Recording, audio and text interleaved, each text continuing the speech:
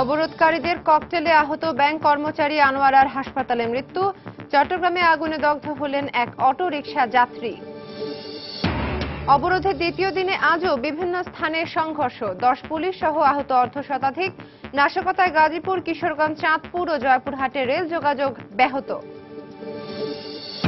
এবং অবরোধের কারণে পণ্য না আসায় দোকান বন্ধ রাখতে হচ্ছে ব্যবসায়ীদের। মাছ মাংস ছাড়াও বেড়ে গেছে বেশিরভাগ পণ্যের দাম।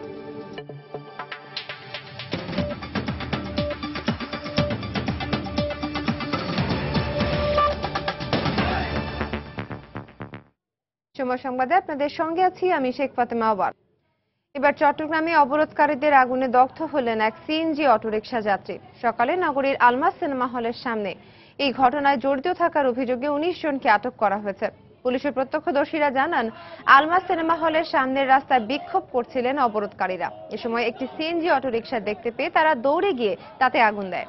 এতে ভেতরে থাকা এক যাত্রীর শরীরের কিছু অংশ দগ্ধ হয়। পরে তাকে উদ্ধার করে চট্টগ্রাম মেডিকেল কলেজ হাসপাতালে ভর্তি করা হয়।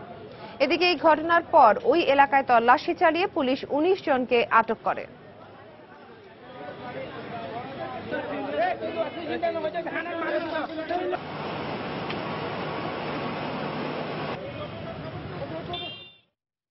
রাজধানীর খিলগাঁওয়ে গতকাল অবরোধকারীদের ছোড়া ককটেলে গুরুতর আহত মালিবাগ ন্যাশনাল ব্যাংকের কর্মচারী আনোয়ারা বেগম আনু মারা গেছেন।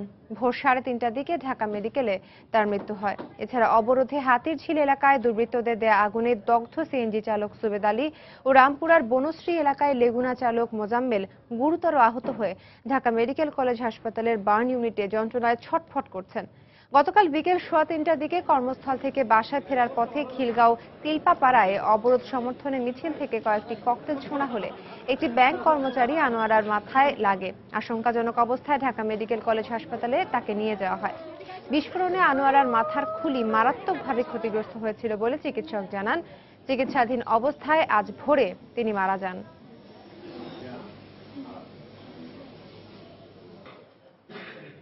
এদিকে হাসপাতালে চিকিৎসাধীন সুবেদ আলী ও মোজাম্মেলের গাড়িতে পেট্রোল ঢেলে আগুন দিয়েছিল অবরোধকারীরা।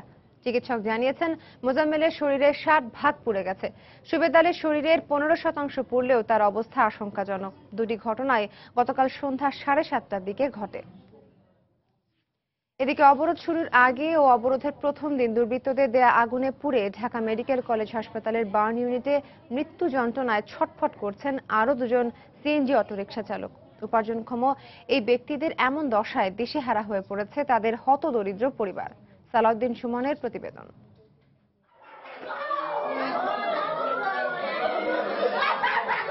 আগুনে ঝলসে যাওয়া সিএনজি অটোরিকশা চালক সাবেদ আলীর স্বজনদের এভাবেই আহাজারি করতে দেখা যায় ঢাকা মেডিকেল কলেজ হাসপাতালের বার্ন ইউনিটে।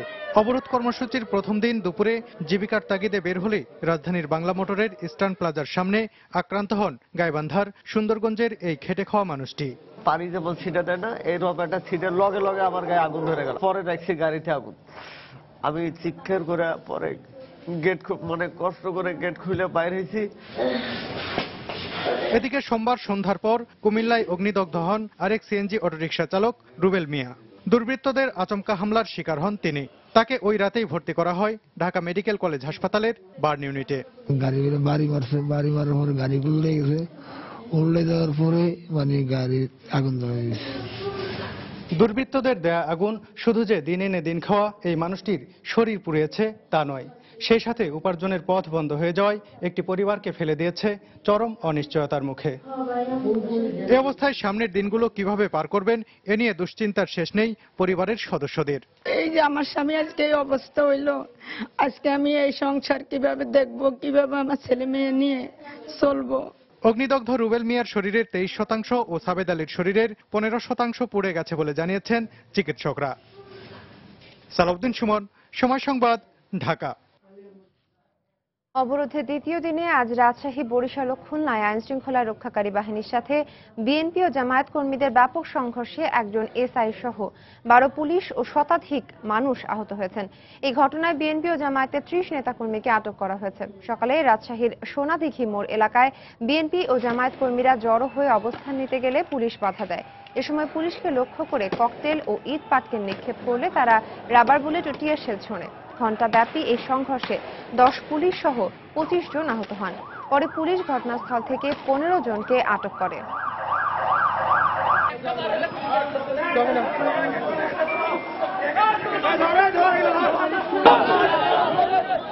এদিকে বরিশালে বিএনপি নেতাকর্মীদের সাথে পুলিশের সংঘর্ষের খবর পাওয়া গেছে। সকালে কাশীপুর সুরভি পেট্রোল পাম্পের কাছ থেকে বের হওয়া মিছিলে পুলিশ লাঠিচার্জ করলে সংঘর্ষ শুরু হয়। এ সময় বিএনপি ছত্রভঙ্গ নেতাকর্মীরা পুলিশকে লক্ষ্য করে ইটপাটকেল নিক্ষেপ করে। পুলিশের লাঠিচার্জ ও সংঘর্ষে মহানগর বিএনপির সহসভাপতি মনিরুজ্জামান ফারুক সহ অন্তত 25 জন আহত হন।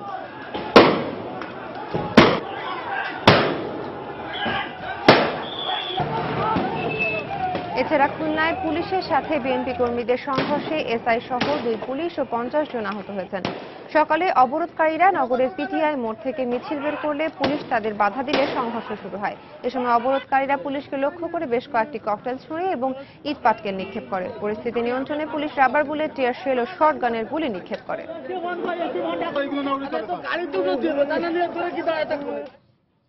অন্যদিকে 18 দলের অবরোধ কর্মসূচি দ্বিতীয় দিনেও দেশের কয়েকটি স্থানে রেলে নাশকতা চালিয়েছে দুর্বৃত্তরা। এর মধ্যে গাজীপুরের রাজেন্দ্রপুর ও জয়পুরহাটে রেল লাইনের স্লিপার ও ফিস প্লেট খুলে ফেলায় ঢাকা ময়মনসিংহ রেল রুট সহ কয়েকটি স্থানে রেল যোগাযোগ বিচ্ছিন্ন রয়েছে। এছাড়া রেল লাইন উপড়ে ফেলায় চাঁদপুর ও কিশোরগঞ্জের বাজিতপুরেও বেশ কয়েক ঘন্টা রেল যোগাযোগ বন্ধ ছিল। গাজীপুরের রাজেন্দ্রপুরে রেল লাইনের ফিসপ্লেট খুলে ফেলায় গতকাল রাত 10টার দিকে তারাকান্দি থেকে ঢাকাগামী অগ্নিবীণা ট্রেনটির ইঞ্জিন সহ 4টি বগি লাইনচ্যুত হয়ে পড়ে। এতে কেউ হতাহত না হলেও গত 12 ঘন্টা ধরে বন্ধ রয়েছে ঢাকা ময়মনসিংহ রুটে ট্রেন চলাচল। সকালে একটি উদ্ধারকারী ট্রেন ঘটনাস্থলে পৌঁছে লাইনচ্যুত বগি উদ্ধারে কাজ শুরু করে।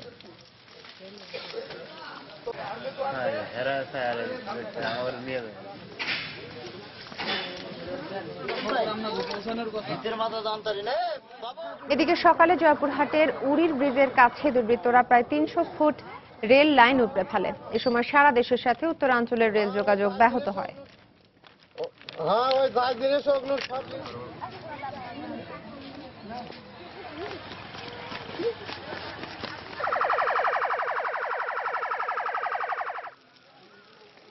অন্যদিকে ভোরে চাঁদপুরের শাহরাস্তিতে রেল লাইন উপড়ে ফেলে দুর্বৃত্তরা। এতে এই রুটে রেল চলাচল বন্ধ হয়ে গেছে।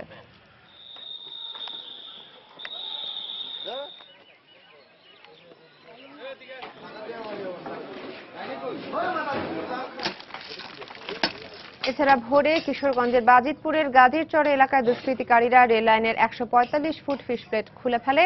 এতে ভৈরব ময়মনসিংহ রুটে প্রায় 7.5 ঘন্টা রেল যোগাযোগ বন্ধ থাকে। অবরোধে বিচ্ছিন্ন সহিংসতা এখন পর্যন্ত বিজিবির 1 সদস্য সহ 8 জন নিহত হয়েছেন। দুর্বৃত্তের নাশকতায় বিভিন্ন স্থানে ব্যাহত হচ্ছে রেল যোগাযোগ। সকালে রাজধানী মিরপুরের কালশীতে পিকেটাররা 4টি ককটেল বিস্ফোরণ ঘটায় এবং একটি অটোরিকশায় আগুন ধরিয়ে দেয়। এ সময় সময় টেলিভিশনে ক্যামেরা ভাঙচুর করে দুর্বৃত্তরা। এই ঘটনায় প্রতিবেদক এবং চিত্র সাংবাদিক আহত হন। এছাড়া সকাল থেকে রাজধানীর পরিস্থিতি মোটামুটি স্বাভাবিক হলেও রাজধানী মিরপুরে কালশীতে পিকেটাররা 4টি ককটেলের বিস্ফোরণ ছাড়াও একটি অটোরিকশায় আগুন দেওয়ার খবর পাওয়া গেছে। সংখ্যায় কম হলেও রাস্তায় বিভিন্ন ধরনের যান চলাচল করছে। যে কোনো ধরনের নাশকতা ঠেকাতে গুরুত্বপূর্ণ পয়েন্টগুলোতে আইন শৃঙ্খলা রক্ষাকারী বাহিনীর সদস্যরা সতর্ক অবস্থানে রয়েছেন। এছাড়া কমলাপুর রেল স্টেশন থেকে বেশ কিছু ট্রেন ছেড়ে যাওয়ার খবর পাওয়া গেছে। তবে সদরঘাট লঞ্চ টার্মিনাল থেকে দূরপাল্লার কোনো লঞ্চ ছেড়ে না গেলেও শরীয়তপুর ও চাঁদপুরে 2টি লঞ্চ ছেড়ে গেছে।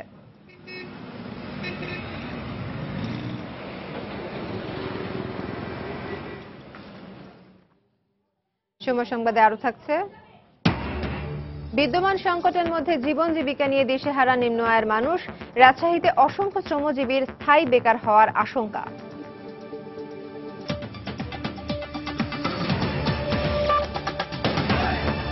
ননস্টিকি প্যারাশুট বেলিফুল লাইট, যা চুলকে করে আরো আকর্ষণীয়।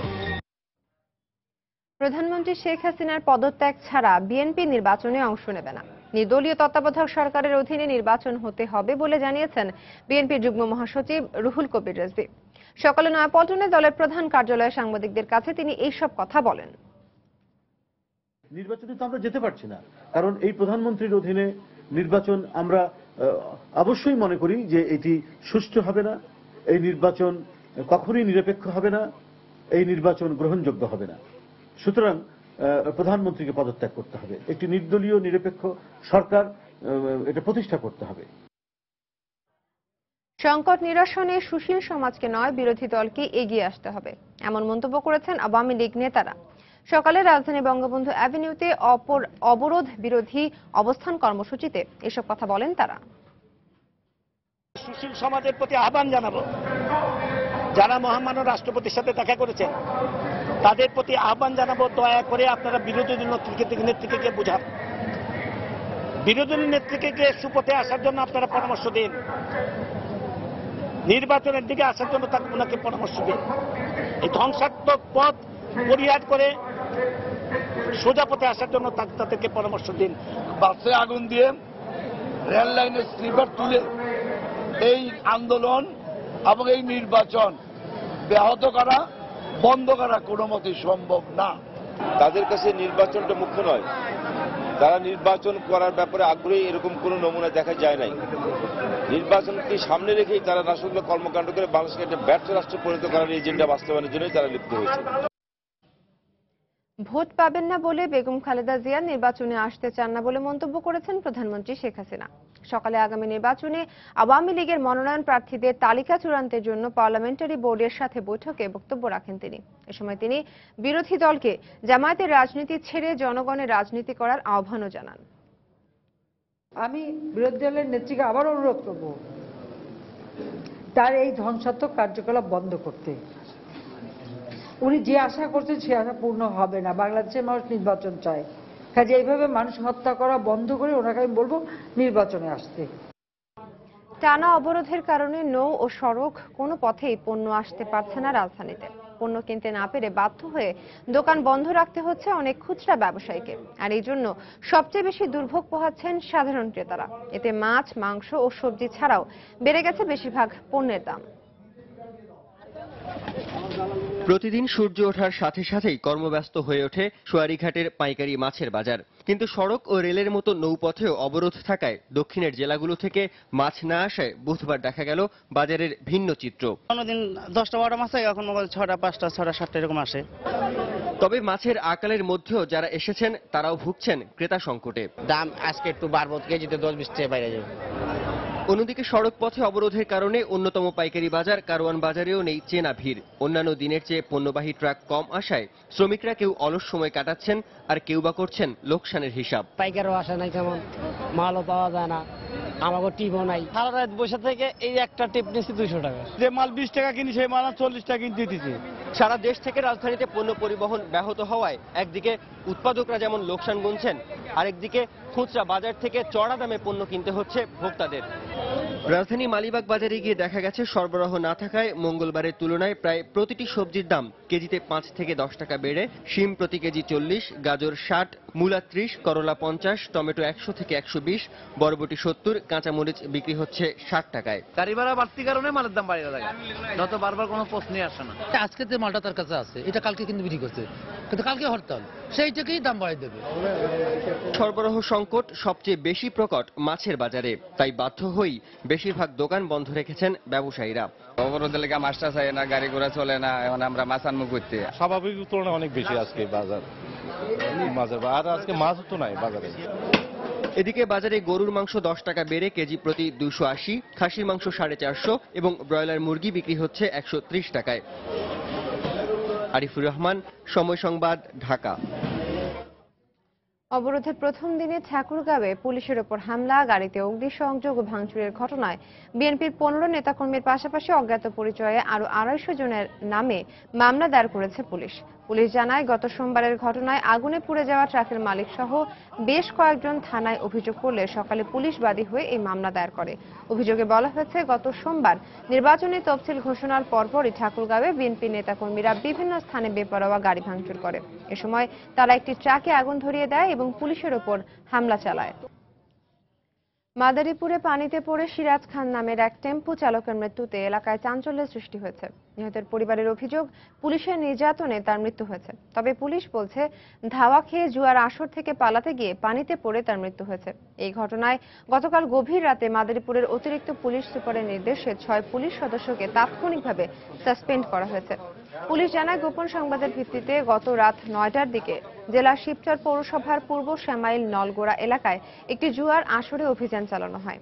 এ সময় পুলিশের তাড়া খেয়ে পুকুরে পড়ে গিয়ে পানিতে ডুবে মারা যান সিরাজ। পরে স্থানীয়রা তাকে শিবচর উপজেলা কমপ্লেক্সে ভর্তি করলে কর্তব্যরত চিকিৎসক তাকে মৃত ঘোষণা করেন। এদিকে স্বজনদের দাবি, পুলিশি নির্যাতনেই তার মৃত্যু হয়েছে। গাজীপুরের রাজেন্দ্রপুরে সড়ক দুর্ঘটনায় 2 মোটরসাইকেল আরোহী নিহত হয়েছেন। পুলিশ জানায়, ভোরে নেসলে বাংলাদেশ লিমিটেডের 2 কর্মী মোটরসাইকেলে করে কর্মস্থলে যাওয়ার সময় এই দুর্ঘটনা ঘটে। তারা রাজেন্দ্রপুরের হালডুবা এলাকায় পৌঁছালে পেছন থেকে তাদেরকে একটি গাড়ি চাপা দিয়ে চলে যায়। এতে ঘটনাস্থলে 2 জন মারা যান। এ পর্যায়ে শীর্ষ সংবাদগুলো জানিয়ে দিচ্ছি আরেকবার। অবরোধকারীদের ককটেলে আহত ব্যাংক কর্মচারী আনোয়ারার হাসপাতালে মৃত্যু। চট্টগ্রামে আগুনে দগ্ধ হলেন এক অটোরিকশা যাত্রী। অবরোধের দ্বিতীয় দিনে আজও বিভিন্ন স্থানের সংঘর্ষ, পুলিশ সহ আহত শতাধিক। নাশকতায় গাজীপুর, কিশোরগঞ্জ, চাঁদপুর ও জয়পুরহাটে রেল যোগাযোগ ব্যাহত। এবং অবরোধের কারণে পণ্য না আসায় দোকান বন্ধ রাখতে হচ্ছে ব্যবসায়ীদের। মাছ, মাংস ছাড়াও বেড়ে গেছে বেশিরভাগ পণ্যের দাম। দর্শক, এই ছিল এখনকার মতো। যে কোনো সময় যে কোনো খবর পেতে ভিজিট করুন সময়নিউজ.tv। এছাড়া এই মাত্র পাওয়া খবর আপনার মোবাইলে পেতে SMS করুন *BN লিখে পাঠিয়ে দিন 16242 এই নম্বরে। আর সঙ্গে থাকুন সময়।